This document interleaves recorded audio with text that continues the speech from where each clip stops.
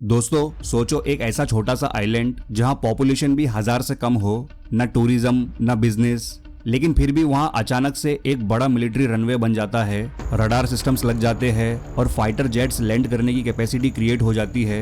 ये कोई normal development नहीं है, ये एक सिग्नल है, एक साइलेंट मैसेज, और ये मैसेज सीधा भारत के लिए है। बे ऑफ बंगाल के बीच अंडमान एंड निकोबार के जस्ट ऊपर एक छोटा सा आइलैंड है, कोको आइलैंड, जो ऑफिशियली म्यांमार का हिस्सा है, लेकिन ग्राउंड रियलिटी कुछ और ही कहानी बता रही है। रिसेंट सैटेलाइट इमेजेस ने सबको शॉक कर दिया।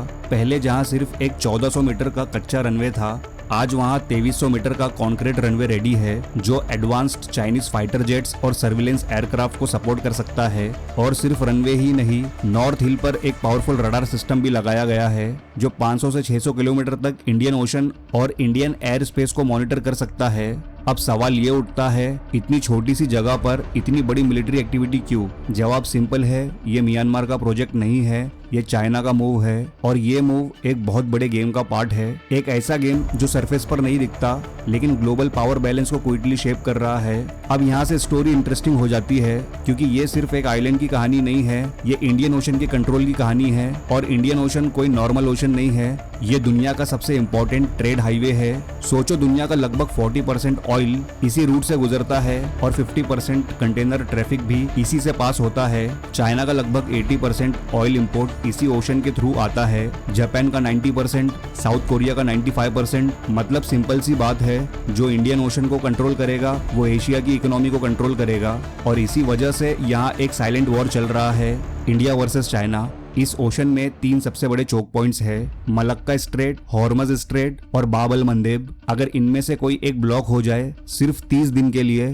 तो ग्लोबल इकोनॉमी हिल जाएगी, ऑयल प्राइसेस स्काई रॉकेट हो जाएंगे, फैक्ट्रीज बंद हो जाएगी, सप्लाई चेन कोलैप्स हो जाएगा। और चाइना जैसे कंट्री के लिए तो ये एक नाइटमेयर सिचुएशन बन सकती है।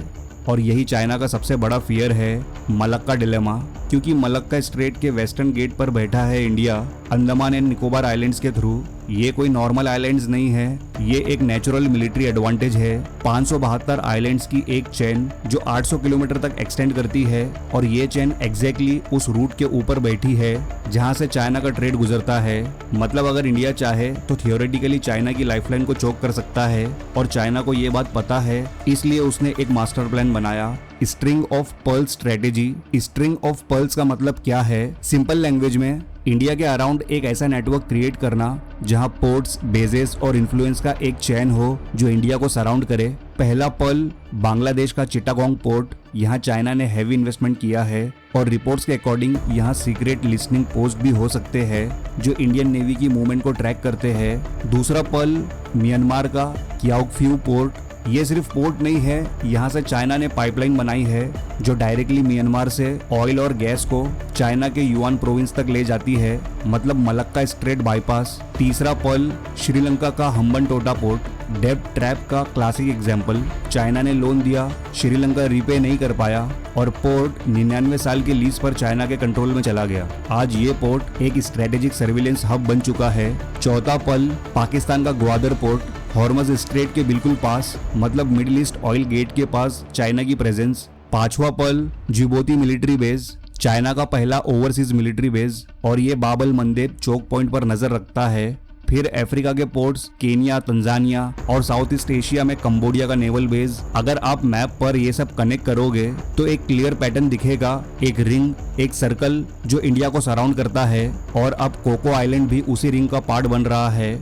लेकिन गेम यहाँ खत्म नहीं होता, क्योंकि भारत भी ये सब देख रहा है, और भारत चुप नहीं बैठा है। भारत ने अपनी स्ट्रेटेजी बनाई है, नेकलेस ऑफ डायमंड्स। अगर चाइना पर्ल्स का नेटवर्क बना रहा है तो इंडिया डायमंड्स का, और सबसे बड़ा डायमंड है अंडमान एंड निकोबार।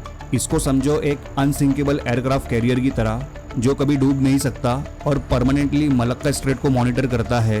2020 से 2025 के बीच इंडिया ने यहाँ मैसिव इन्वेस्टमेंट किया है, रनवेज अपग्रेड हुए, नेवल बेजेस एक्सपांड हुए, सर्विलेंस सिस्टम स्ट्रॉन्ग बनाए गए, आईएनएस बास जैसे बेजेस को मॉडर्नाइज किया गया, और सबसे important complete radar coverage create की गई। मतलब कोको आइलैंड पर जो भी मूवमेंट हो रही है इंडिया उसको देख सकता है। लेकिन इंडिया सिर्फ डिफेंसिव नहीं है, ऑफेंसिव स्ट्रेटेजी भी चल रही है। इंडिया ने अपना नेटवर्क एक्सपांड किया है, इंडोनेशिया का साबंग पोर्ट, ओमान का दुक्म पोर्ट, ईरान का चबाहर पोर्ट, सीशेल्स मॉरिशियस, ये सब इंडिया को एक वाइड एक्सेस देता है, मतलब इंडियन नेवी कहीं भी क्विकली डिप्लॉय हो सकती है।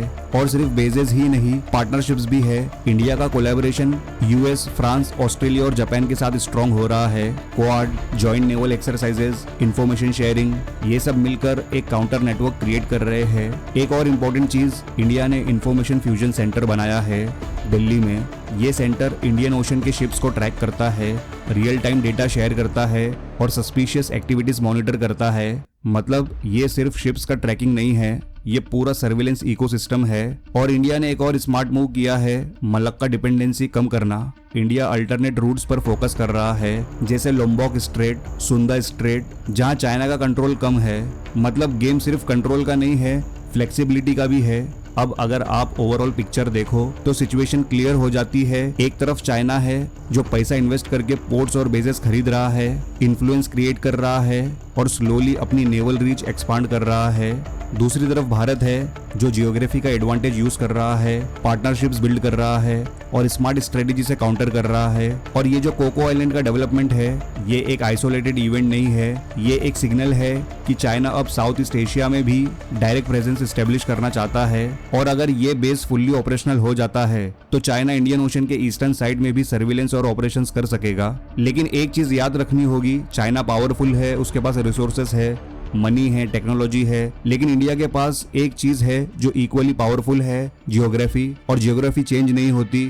आज के टाइम पर ये एक साइलेंट वॉर है जिसमें ना बॉम्ब्स गिर रहे हैं, ना हेडलाइंस बन रही है, लेकिन ग्राउंड नेटवर्क हो रहा है, बेसेस बन रहे हैं, अलायंसेस क्रिएट हो रहे हैं और पोजीशनिंग हो रही है। आने वाले 10 सालों में ये डिसाइड होगा कि इंडियन ओशन का असली कंट्रोलर कौन होगा। क्या चाइना अपनी स्ट्रिंग ऑफ पर्ल्स को इतना स्ट्रॉन्ग बना लेगा कि इंडिया को प्रेशर में ला सके, या इंडिया अपने नेकलेस ऑफ डायमंड से इस पूरे नेटवर्क को न्यूट्रलाइज कर देगा।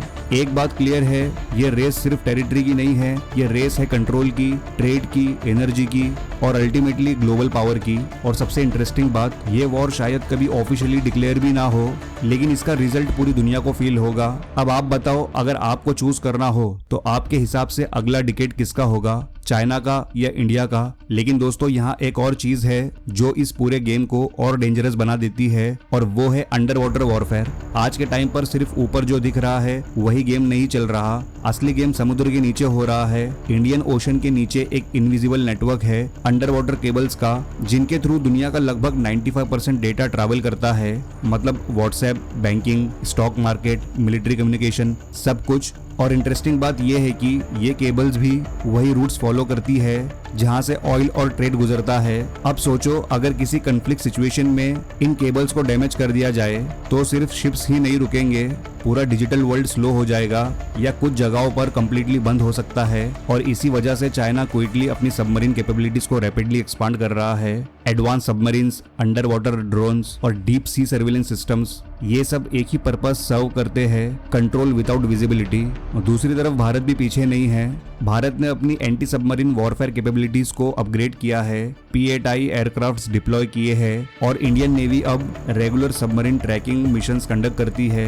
मतलब गेम अब सिर्फ पोर्ट्स और बेसेस का नहीं रहा, गेम अब इनविजिबल डोमिनेंस का हो गया है। और यहाँ एक और इंटरेस्टिंग पॉइंट आता है, स्मॉल कंट्रीज। इंडियन ओशन के अराउंड जो छोटे छोटे कंट्रीज है, मालदीव्स, सीशेल्स, मॉरिशियस, श्रीलंका, ये सब इस गेम के साइलेंट बैटल ग्राउंड बन चुके हैं। चाइना इन कंट्रीज को लोन देता है, इंफ्रास्ट्रक्चर प्रोजेक्ट्स बनाता है और धीरे धीरे इन्फ्लुएंस बिल्ड करता है, जबकि इंडिया एक डिफरेंट अप्रोच फॉलो करता है, training, support, radar system, coastal security, मतलब एक ट्रस्ट बेस्ड नेटवर्क क्रिएट करता है। और इसी वजह से आज ये कंट्रीज एक बैलेंसिंग एक्ट कर रहे हैं। एक तरफ चाइना का पैसा है, दूसरी तरफ इंडिया की सिक्योरिटी है। तो दोस्तों, इस बारे में आपकी क्या राय है नीचे कमेंट सेक्शन में जरूर बताएं। और ये वीडियो अच्छा लगा हो तो लाइक और शेयर जरूर करना। और अगर इस चैनल पर पहली बार आए हो तो वर्ल्ड डायनेमिक्स को सब्सक्राइब जरूर करें, ऐसे ही जियोपॉलिटिकल वीडियोस की नोटिफिकेशंस पहले पाने के लिए। तो मिलते हैं नेक्स्ट वीडियो में एक नए टॉपिक के साथ। Good bye.